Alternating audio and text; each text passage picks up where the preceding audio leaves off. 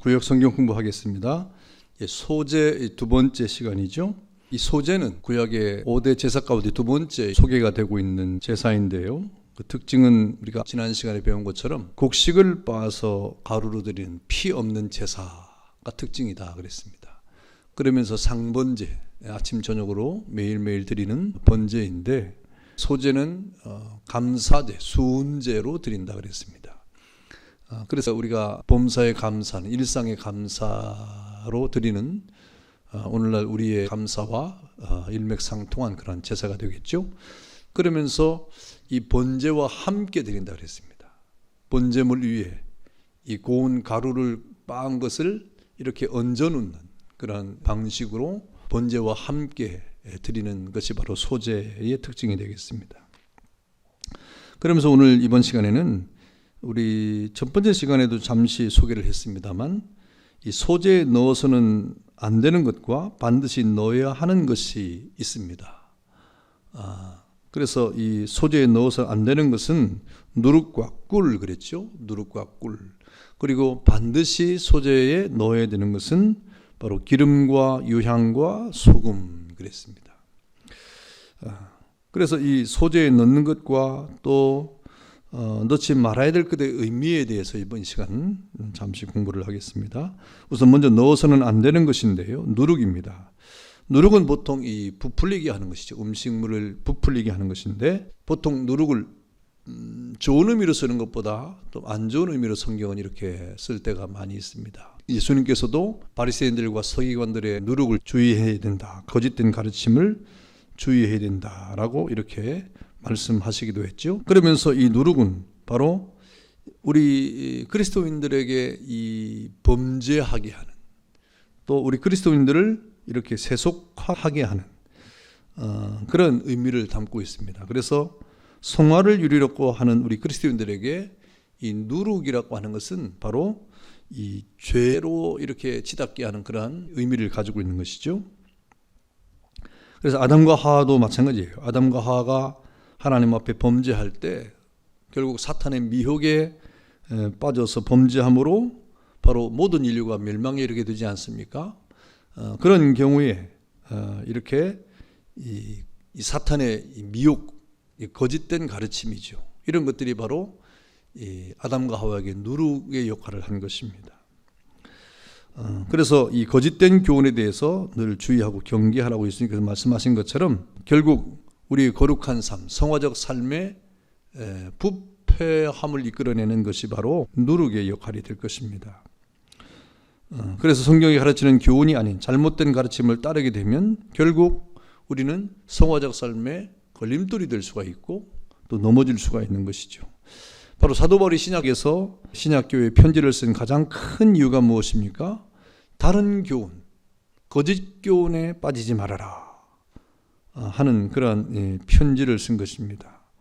사도 바울이 가르친 그런 교훈이 아니고 사도 바울의 어떤 교훈을 따르는 그러한 믿음이 아니라 이 다른 교훈, 사도 바울이 가르치지 않았던, 이 사도 바울도 그 모든 가르침이 주님께로부터 받은 은혜예요. 주님께로부터 받은 그러한 축복이에요. 그런 말씀들을 전하고 가르쳤는데, 그런데 이 신약교회에 편지를 보내면서 사도 바울이 전하지 않았던 다른 교훈이나 또 거짓 교훈을 따르는 무리들을 경계하기 위해서 편지를 썼던 것입니다. 그러므로 그런 누룩이라고 이렇게 표현되어진 그런 사탄의 미혹함이나 다른 교훈이나 거짓 교훈이나 이런 것들을 경계해야 될 대상으로 이렇게 여겼습니다.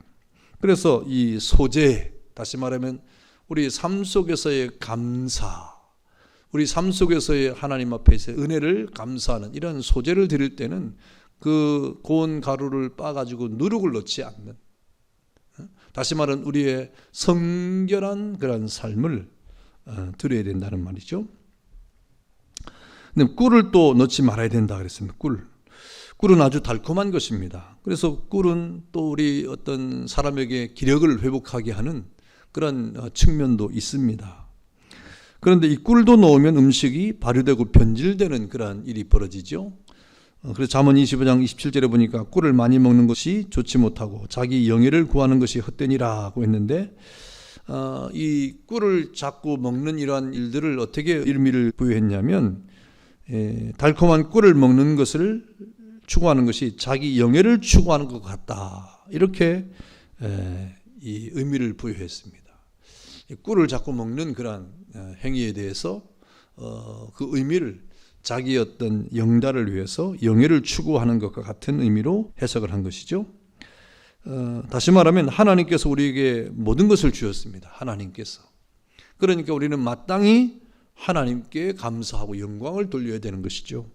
그런데 이 하나님께서 우리에게 모든 것을 주었는데 그 하나님이 내게 주신 모든 것을 우리가 인정하지 않고 마치 자기가 노력을 하고 자기가 힘을 쓰고 자기가 땀을 흘린 결과로 얻은 것으로 착각을 해서 하나님이 주신 은혜를 우리가 망각을 하고 하나님보다도 다른 것을 더 사랑하게 되는 이런 것을 우리가 경계를 해야 된다 이 말이에요. 하나님이 우리에게 모든 은혜를 주었는데 그런데 우리가 마치 그 모든 것이 우리 자신에 의해서 얻어진 것처럼 그렇게 우리가 착각할 수 있다는 것이죠. 그렇게 되면 결국 우리는 어떻게 되느냐? 우리 영이 부패하게 된다는 말입니다. 결국 세상을 사랑하게 되고 하나님을 멀리하게 되는, 하나님보다도 이 세상을 더 가깝게 하는, 하나님보다도 이 세상 것을 더 쫓아가는, 하나님을 의지하는 것보다도 이 세상 것을 더 의지하는 그런 일이 된다. 자기의 영예를 더 의지하고 자기의 어떤 권세를 더 의지하고 자기의 부요함을 더 의지하게 되고 자기의 어떤 지식을 더 의지하게 되고 자기의 어떤 자신을 더 이렇게 하나님보다 더 사랑하게 되는 모든 것이 자기로부터 이렇게 되어진다고 우리가 생각하기 때문에 그렇습니다.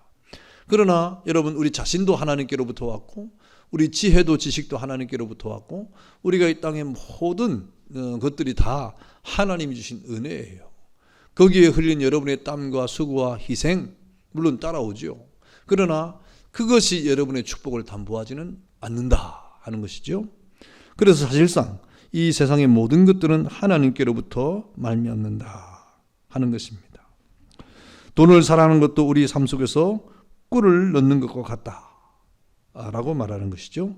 이 세상과 이 세상에 있는 것을 사랑하지 말라는 것은 타락한 본성을 거스르는 것이므로 참으로 쉽지 않은 일입니다만은 그럼에도 불구하고 우리가 이 모든 유혹에서 이겨나가는 꿀의 달콤함을 이겨나가야 된다 말입니다. 꿀의 그 달콤함을 우리는 이겨야 돼요. 극복하고 우리가 믿음으로 승리를 하지 아니하면 우리가 그 달콤함에 취해가지고 세상 권력을 취하고 세상 욕심을 취하고 세상의 부유함을 취함으로 하나님과 멀어질 수 있다. 거기는 이 소재의 감사함을 더하는 일 앞에 함께 할 수 없다 이 말입니다. 그러니 꿀을 넣지 말아라 이렇게 말하는 것은 하나님 앞에 감사는 우리의 명예심이나 우리의 어떤 권력욕이나 우리의 어떤 이 세상의 물질욕을 가지고서는 감사함에 이룰 수 없다고 성경은 말하고 있는 겁니다. 그러면서 소재에 반드시 넣어야 될 것이 뭐냐? 다시 말하면 우리가 감사를 더할 때 거기에 더함으로 하나님 앞에 더 감사가 이렇게 충만한 그런 은혜가 될 수 있는 것이 뭐냐 하는 것인데 세 가지죠. 그 첫 번째 기름입니다. 기름은 이 성령을 상징해요. 성령을 상징하는데 여러분 옛날에 이스라엘에서 왕을 세울 때 기름을 부었습니다.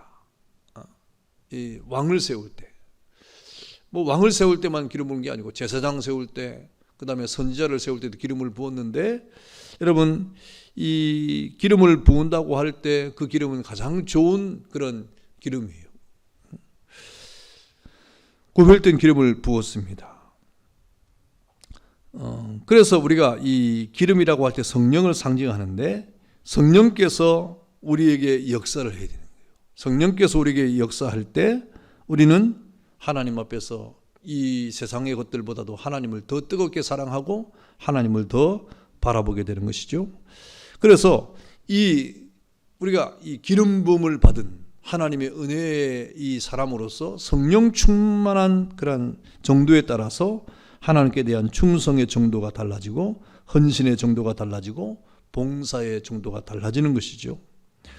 그래서 이 기름을 반드시 넣어야 된다고 하는 말은 우리가 하나님 앞에 감사의 소재를 드릴 때 바로 성령 충만한 가운데 우리가 하나님 앞에 우리의 삶 속에서 감사로 나아갈 때 더 충만한 감사, 더 충만한 하나님의 은혜를 우리가 이렇게 생각할 때는 성령 충만한 사람이 이렇게 더 하나님을 감사하게 되는 것이죠. 그래서 기름을 더하라고 하는 말은 성령 충만한 그런 상태에 우리의 감사를 말하는 거예요. 여러분, 우리가 신앙생활 할 때도 마찬가지입니다. 누가 하나님 앞에 감사하는 사람이냐, 누가 하나님 앞에 감사를 더하는 사람이냐, 성령 충만한 사람이에요. 그 성령 충만한 사람은 세상의 것보다도 하나님을 더 사랑하는 사람이에요. 이 세상의 그 어떤 것보다도 하나님의 일을 더 추구하는 사람이에요. 그러니까 감사가 더할 수밖에 없는 것이죠. 그러니 소재에 기름을 칠하고 하는 것은 하나님 앞에 우리가 이렇게 감사로 나아갈 때 성령 충만한 그런 상태에서 감사로 하나님 앞에 나아가는 것이 그게 본질이라 이 말입니다. 그렇다고 해서 우리가 나는 지금 성령 충만하지 않으니까 감사를 안 해도 되겠지, 이런 그런 아주 단순한 그런 말이 아닙니다. 우리가 하나님 앞에 이 세상을 살아갈 동안에 그리스도인으로서, 예수 믿는 사람으로서 어쨌든 다 감사하잖아요. 기본적으로 감사의 마음을 다 갖고 있지 않습니까? 그렇다고 하면 그런 기본적으로 하나님 앞에 감사의 마음을 가지고 있을 때 거기에 성령의 충만함을 더하는 사람에게 감사가 더욱더 깊어지고 더 하나님 앞에 은혜가 충만하게 될 것이다 하는 것입니다. 그 다음에 유향을 넣어라 그랬습니다. 하나님께 드리는 소제물에 유향을 넣으라고 했는데, 유향을 이렇게 소재에 곡식 가루에 이렇게 타게 되면 가루가 태워질 때 그 향도 같이 연기가 되어서 이렇게 올라가지 않습니까? 그래서 그 연기가 향기로운 연기가 되는 거예요. 향기로운 연기. 그래서 좋은 향기를 하나님 앞에 올려드려야 된다 하는 그런 의미를 가지고 있는 것이죠. 다시 말하면 요한계시록 8장 4절에 보면 그런 향기로운 연기가 뭐냐? 향기로운 연기가 뭐냐고 할 때 바로 성도들의 기도가 향기로운 연기가 될 것이다. 향기로운 연기가 될 것이다 그랬습니다. 그러니까 유향을 더하라는 말은 다시 말하면 하나님 앞에 향기로운 예물이 되어야 되는데, 그 향기로운 예물이 되려고 하면 우리가 드리는 모든 감사에 어떤 것이 따라가야 된다 이 말입니까? 기도가 따라가야 된다.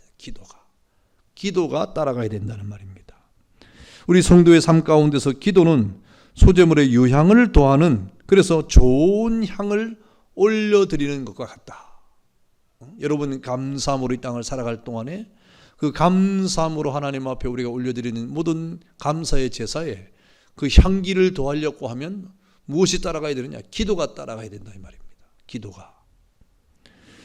그래서 우리 이 기도가 하나님의 금향료에 담겨질 때 그 향기를 하나님이 받으신다 이 말입니다. 여러분, 그래서 기도의 향기는 정말 강한 향기예요. 하나님이 그 향기를 정말 좋아하십니다. 그래서 그 기도의 향기를 하나님이 이렇게 받으신다고 말씀하시는 것이죠. 성도의 기도는 하나님이 흠향하시는 향연이라는 것입니다. 그래서 하나님이 제일 기뻐하시는 그런 제물로서의 우리의 삶은 기도하는 삶이다 하는 것입니다. 그런 기도를 우리가 쉬는 죄를 범하면 안 된다고 성경은 말하고 있지 않습니까? 그만큼 기도가 중대한 거예요.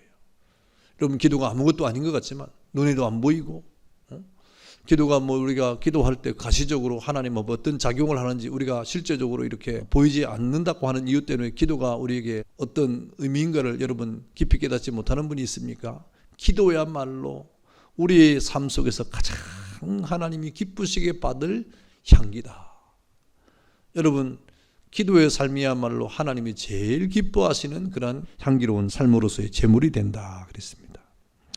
그래서 우리가 이 소재, 하나님 앞에 감사제로서 감사합니다 하는 우리의 삶을 드릴 때, 우리의 삶을 통하여 하나님 앞에 감사하고 범사의 감사함으로 하나님 앞에 나갈 때 반드시 그 감사에 포함될 것이 뭐냐? 기도의 삶이라 이 말입니다. 기도의 삶이 그 감사를 풍성하게 하고 그 감사를 온전하게 하는 겁니다. 그 다음에 소금을 넣으라 그래서 소금. 여러분, 누룩과 꿀이라고 하는 이러한 이 첨가물은 음식을 변질시키는 그런 가공시키는 그런 측면이 있는 반면에 소금은 음식물의 신선도를 유지하게 하죠. 그리고 부패를 방지하는 요소가 있는 것이 바로 소금입니다. 그래서 민수기 18장이나 역대하 13장에 보면 언약을 하는 하나님 백성은 언약을 하는데 소금으로 언약을 해요. 그래서 소금 언약이라고 합니다. 소금 언약. 왜 소금 언약이라고 말합니까? 소금은 변하지 않는 요소이기 때문에, 변치 않도록 하는 그러한 요소가 있기 때문에 언약 자체를 이렇게 소금 언약이라고 표현을 합니다. 그 한 번 맺은 언약을 기억하고 변함없이 그 언약을 지키겠다. 하나님이 약속하신 그 언약을 결코 잊지 않고 끝까지 지키겠다 이 말. 변함없이 지키겠다고 하는 그런 서원과 같은 것이죠. 여러분, 하나님과 우리 사이에 맺은 언약이 가장 중대한 요소가 뭡니까? 그것은 바로 하나님께서 나를 하나님의 백성으로 삼아주시는 이 사실을 영원히 잊지 않고 반드시 지키신다는 거예요. 이것이 중요하죠. 그 약속은 지켜지는데 아주 중요한 요소가 있잖아요. 하나님 우리와 약속할 때 나는 너의 하나님이 될 것이다. 그리고 너희는 나의 백성이 될 것이다 하고 약속을 했는데 그 약속이 제일 중요한 게 뭐예요? 그 약속대로 지켜지는 것이죠. 그 지켜지려고 하면 어떻게 됩니까? 변하지 말아야 되고 또 계속 기억되어지는 거예요. 계속 그것이 유지가 되어야 되는 거예요. 그래야 지켜질 수 있는 것 아닙니까? 그래서 이 소금 언약이 이렇게 소금 언약으로 표현된 것은 잊지 않겠다. 내가 기억하겠다. 변치 않겠다. 반드시 지키겠다 하는 그런 요소적 표현이 되는 것입니다. 그러므로 우리는 이 사실을 잊지 말고 하나님도 우리에게 그런 언약을 통해서 잊지 않겠다고 말씀하신 우리 편에도 어떻게 됩니까? 우리도 잊지 말아야 되는 거예요. 그래서 말씀을 주신 거예요. 잊지 말라고. 계속 묵상하고 읽어라. 기억해라. 잊지 말아라. 우리 하도 잊어버리니까. 아예 성문화된 말씀을 우리에게 이렇게 주셔가지고 계속 그 말씀을 우리가 묵상하고 그 말씀을 상고하는 가운데 잊지 말라고 주신 겁니다. 그래서 우리가 그 약속을 잘 지켜나가야 하는 우리 편에서의 그런 신실함도 필요한 거예요. 그래서 하나님이 이 말씀을 주신 거예요. 여러분, 이렇게 우리가 이 소금이라고 하는 것은 우리에게 아주 중요한 언약적 가치를 가지고 있기 때문에 하나님 앞에 소제를 드릴 때, 감사함으로 나아갈 때 우리가 변치 아니하는 하나님의 언약을 기억을 하고 내 편에서도 그 약속을 굳게 지키는 가운데 하나님 감사합니다 하는 그런 이 표현으로 우리가 하나님 앞에 제사를 드리는 것이죠. 그때 소금이 반드시 들어가야 된다 그랬습니다. 여러분, 이 소제의 의미는 우리가 날마다 감사하고 살아가고 있는가 하는 점검하는 것이죠. 소제라고 하는 것은 번제와 함께 드리면서 우리가 우리 삶 속에서 정말 감사함으로 넘치게 살고 있는가? 하나님의 은혜에 감사하고 있는가? 정말 우리의 모든 것이 하나님의 은혜로 깨닫고 있는가? 모든 것이 하나님께로부터 왔음을 우리가 인정하고 있는가? 우리가 이 땅을 살아갈 동안에 숨쉬는 모든 살아가는 날 동안에 모든 한순간 한순간을 하나님의 은혜로 살아가고 있는가 하는 감사가 늘 우리 일상에 일어나고 있는가를 점검하는 것이 소제의 의미인 것입니다. 그래서 우리가 거짓 기운을 삼가고 세상 명예를 우리가 이렇게 추구하지 않는 가운데 성령 충만한 가운데 기도하면서 하나님의 말씀을 기억을 하고 이렇게 소제의 삶을 살아가는 것, 감사의 삶을 살아가는 것, 이것이 우리에게 소제의 큰 의미가 되는 겁니다. 바로 이 소제의 온전한 제물 되신 분이 누구십니까? 바로 예수님이시죠. 예수님이 이 소제의 의미로서 모든 것에 대한 감사로 살았어요. 그래서 예수님 십자가를 지실 때도 하나님의 뜻을 자신이 몸으로 다 체득을 하는 가운데 그 모든 순간 속에서도 하나님 앞에 감사함으로 이 모든 생애를 살아가지 않습니까? 그래서 우리는 예수님을 닮아가는 사람으로 이 땅을 살아갈 때 온전한 헌신과 감사와 충성을 하고 이 땅을 살아갈 수가 있는 겁니다. 주님을 닮아가는 삶을 살아갈 때 진정한 헌신과 감사의 삶을 살아가고 그 진정한 소제의 어떤 의미를 우리가 가지고 살아갈 수가 있는 것이죠. 그래서 소제는 우리가 정말 이 땅을 살아갈 동안에 모든 것을 감사함으로 살아가고 있느냐 하는 그런 의미를 우리 가슴에 새기고 또 우리가 그렇게 살아가고 있는 것을 점검할 수 있는 아주 좋은 기회가 될 것입니다. 자, 내용 연구 보겠습니다. 소제에 넣어서는 안 되는 것과 반드시 넣어야 하는 것들의 의미에 대한 다음 설명 중 맞는 것끼리 짝을 지으시오 그랬어요.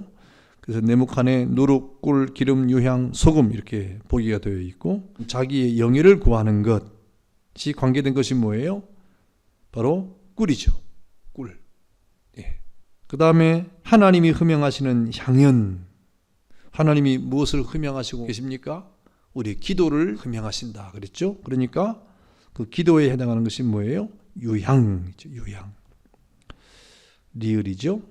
그 다음에 거짓된 가르침. 사도 바울로 말하면 다른 복음. 다른 복음.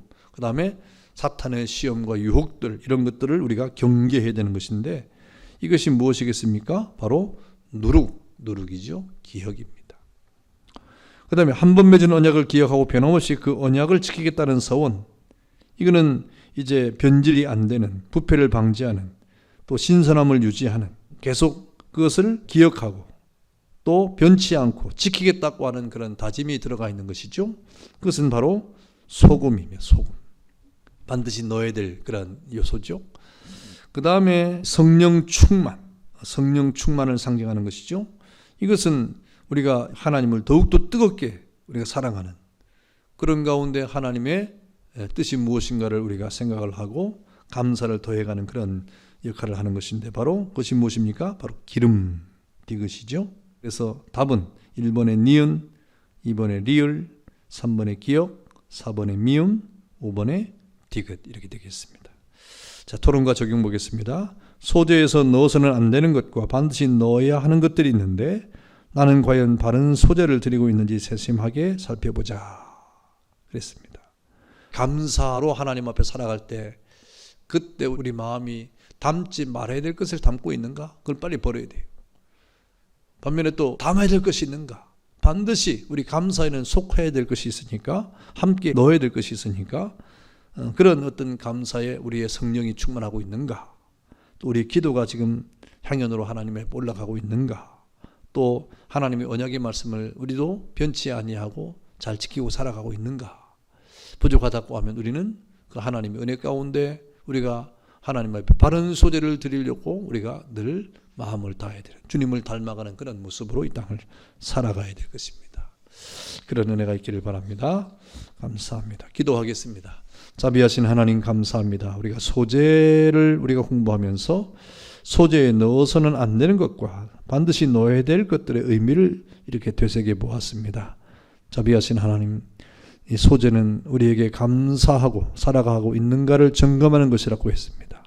늘 주의 말씀을 가슴에 새기고 우리가 소재의 삶을 살아가고 있는가 하는 것을 늘 우리가 깊이 새겨서 세심하게 살핌으로 주님 닮아가는 삶을 통하여 하나님 앞에 진정한 감사의 삶을 살아가는 주의 백성들 되게 하옵소서. 예수님의 이름으로 기도하옵나이다. 아멘. 감사합니다.